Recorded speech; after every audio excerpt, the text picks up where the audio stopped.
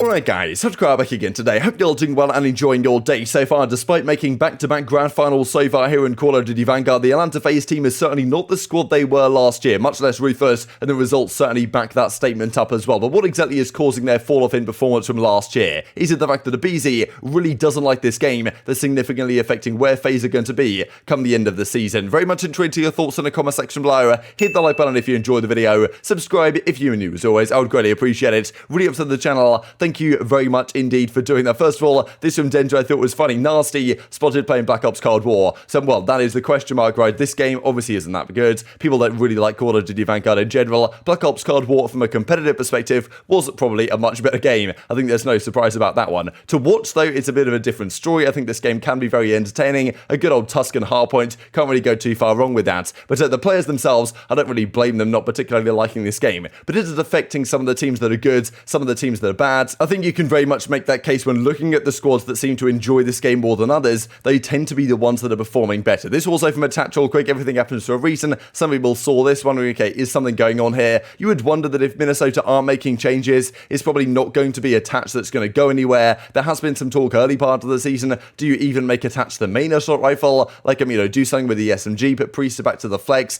But look, Priestahh and Standy both have not been performing particularly well so far in this game. Priestahh, honestly, the last couple of years, really, outside of that good run they had towards the end of last year, Major 5 World Championships, they came top 4 as well. Like, outside of that small run that Minnesota had, they've been pretty woeful, really, with this team. So, surely someone's got to give at some point or another. Attach has been their best player, though, I think, so far this season. So, not about Call of Duty, he makes very clear indeed. This also, just to mention real quick, I thought was pretty funny. Attach does like a good bait tweet to hit the timeline. Esports is the most physically and mentally demanding sport in the world. It is quite interesting, really, though, now, like, looking back at the events that we play today compared to the events that were played back in the day. Because, a good few years ago, the players were playing from, like, 8 in the morning or whatever, all the way to 10 at night on the MLG days. Nowadays, at most, you play, like, 3 series in a day? We saw it was the grand finals or, like, the championship Sunday at Major 3, or Major 2, sorry, when Los Angeles Guerrillas, they played 2 matches, I guess, then they play the grand finals. Like, that's 3 games, and of course, by the time you get to a best of 9 grand finals, that, it's a long day of matches, right? Like, mentally, not sure physically really counts, but, mentally, that's going to take a toll on you. We've certainly seen on kind of losers bracket runs in the past, when teams will get to the grand finals, they'll win, like, 4 or 5 series or whatever, get all the way to the finals, and like and then they'll kind of run out of steam right at the end. Didn't happen to Los Angeles Guerrillas, of course, but it's certainly something that can happen. Still making this statement is that, probably over-egging things a little bit. But I think that's what makes esports so good, that it's not physically or particularly mentally demanding, especially physically, because it means that you can have these double elimination brackets, and you can have these tourneys where the teams are playing, like, 10 series over the course of a weekend, and like that's actually okay, right? Because in normal sports, that can't be the case. You have to play, you have to rest for a few days, come back again. Like, you can have these tournaments that we have in esports that are fantastic, largely because it's not physically demanding. But let's dive into this FaZe stuff then. So as aBeZy says, when this game, well, actually, this is when Cold War launched, a very different story to when Cold War launched to what they're having this year. Love grinding this game with the squad, glad to be back on the scrim grind, excited for a good year of Call of Duty. So aBeZy, straight away, when Cold War came out, he knew he was a good game. He enjoyed this game. He was obviously phenomenally good at last year's game. This year, though, very different story. We compare some of the tweets, some of the general vibes from the FaZe guys. aBeZy is kind of the name that Parasite is mentioning explicitly, at least in terms of stats. I think so far this year, he's probably been at further off the pace this year than he was last year. And of course, last year, like, Simp had absurd stats. But aBeZy, in terms of impact and pacing, first blood percentages, this type of stuff, was probably significantly more impactful last year than he was this. Of course, last year, I think a lot of pro players had him number 1 player in the game.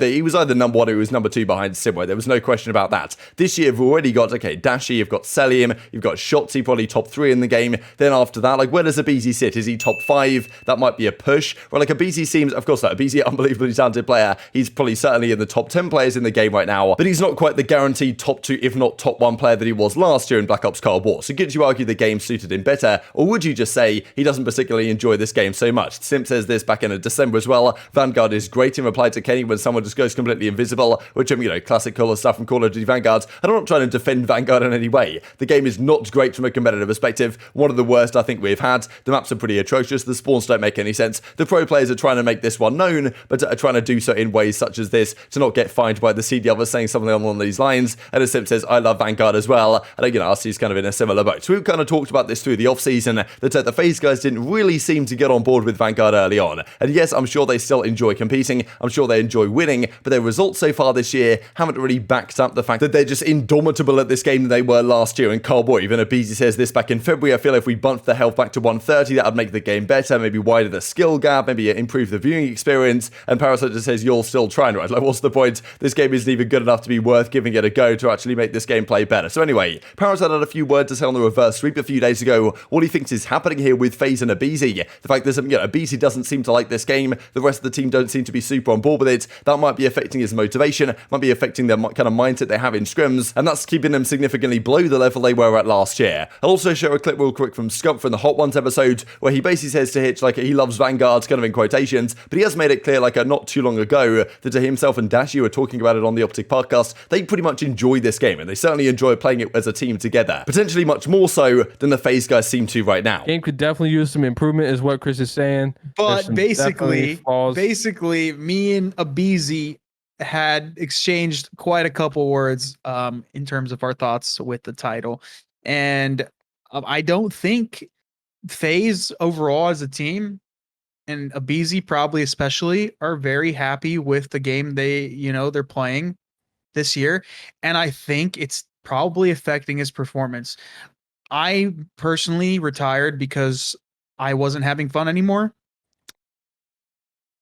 Passion dried up. The little insert Odell Beckham meme.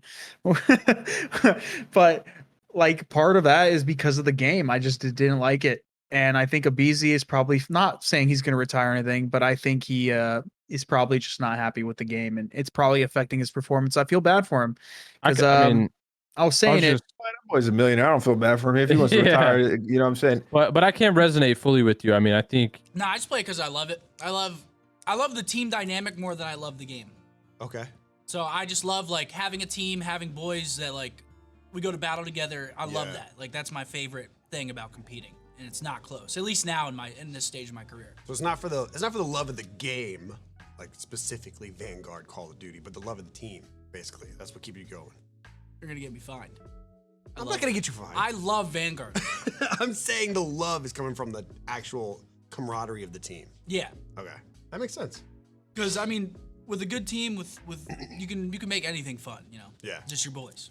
So just comparing this year so far with last year, like, it paints a very different picture already. So FaZe are currently 15-5 series win-loss, 53-33 map win-loss, and Optic Texas 14-4, 49-24. So FaZe obviously just above ahead right now, like 180, 165. Of course, the teams down the bottom here, we're not really discussing in this video. But if you look at last year's stats, so look at this, 15-5 after pretty much 2 stages of the season. Of course, not even considering World Championship, right? And last year there was 5 stages plus the World Championship. Last year, FaZe only lost 7 series all season long. The differential between FaZe here and the rest of the guys was absurd. In terms of map win loss, 123 and 53. That was such a dominant difference, to be honest. This year, it's a very different story, right? Like, last year, if you look at that, 53 times 2, that's obviously 106. So FaZe won more than 2 times as many maps as they lost. This year, obviously, if you double 33, comes to 66. Like, the differential there is pretty substantial. Winning 83% of their series, 70% of maps. Like, this FaZe team, the dominance they had that year was pretty difficult to replicate. You can look at a few different reasons for this. Is it because the game was just more competitive? Maybe that's the case. Is the skill gap this year much lower than it was in previous years? I think you can argue it. I think a lot of people said last year there was no skill gap. But really looking at it, what FaZe were doing on a consistent basis. Last year's game was pretty consistent. The spawns generally made sense. This year, maybe things were a bit more random. At the same time, though, you have had Optic go on a, 14 control streak. You've seen them go on a 12 series win streak. You've seen Los Angeles Guerrillas win 10 search and destroys in a row. That isn't just coin toss, right? Like, there's obviously reasons why Optic won 14 controls in a row. So while the skill gap might be lower this year than Cold War, I still feel like in general the better teams will come to the top. And in general, of course, a team like FaZe,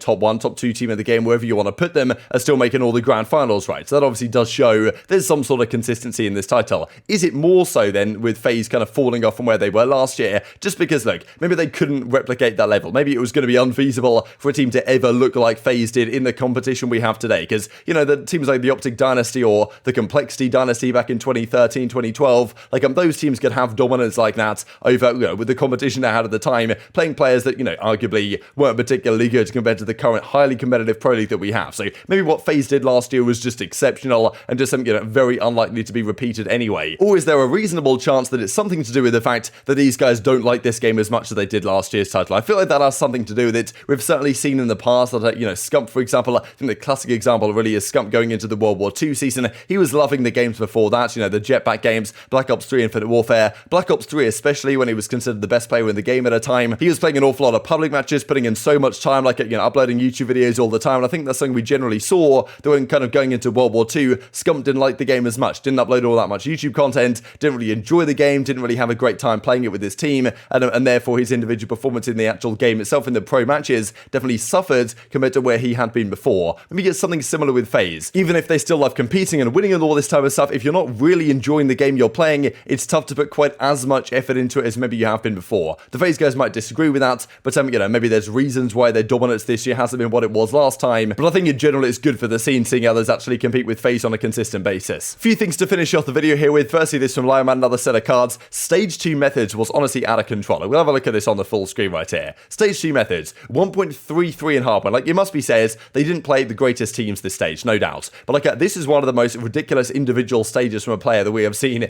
in a very long time. 1.33 KD in the hardpoints. His deaths per 10 minutes, some of the best, if not the best in the league in terms of, you know, not dying right. And search and destroy, kills per round, highest in the league pretty much, a 1.43 in search, 1.29 in control. The consistency across game modes here is also incredible, right? Because it's very rare that you see players, like usually you might see someone have like a 1.6 in search or something, they might have like a 1.05 in control and then a great hardpoint, but just the consistency across the game modes is pretty ridiculous, and like at 99s in each category, so that's absurd. Fair play to Methodz. Can he keep it up? That seems rather unlikely, right? It depends who they play, I guess, this stage, but you know, still one of the best individual performances we have seen from a player in a very long time. He also reacted yesterday to this breaking point video. I'll have to share a couple of clips from this just to finish up the video because it was very funny. There was a video we did on kind of toxic COD pro players, I think it was titled, that shot bodies that Call of Duty history, and there were many clips in a row of just Clayster just pumping these corpses full of lead, and you know, Methodz just like, there's no way this guy could be serious. But yeah, if you guys want to check out the entire thing, it'll be linked down below. But very much intrigued to get thoughts on all this stuff in the comment section below. Hope you guys enjoyed the video. If you did enjoy it, hit a like button, tell us your YouTube gods, this is a good video, I just like you should see it as well, and I'm growing the competitive Call of Duty community. Thank you for watching as always, take care of yourselves, and I will see you next time. Look at him, dude! Let him know. His former team. That's gonna aggravate. This guy is toxic. The thing is, when X gets angry, it's not. He steps up again. No, not again, dude. Clay is screaming. A team. What the?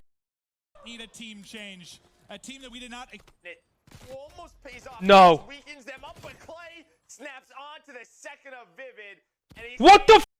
so welcome to the league. Maniac, what's going on, my guy? Don't tell me Cap's in this, man. That song's called About You by Lil Tecca and Nav. He is? Oh, no. Look at Ponytail Clay, dude. Oh! He repositions. Now he's gonna chow and Caps it all. A little extra love on the tail. Oh!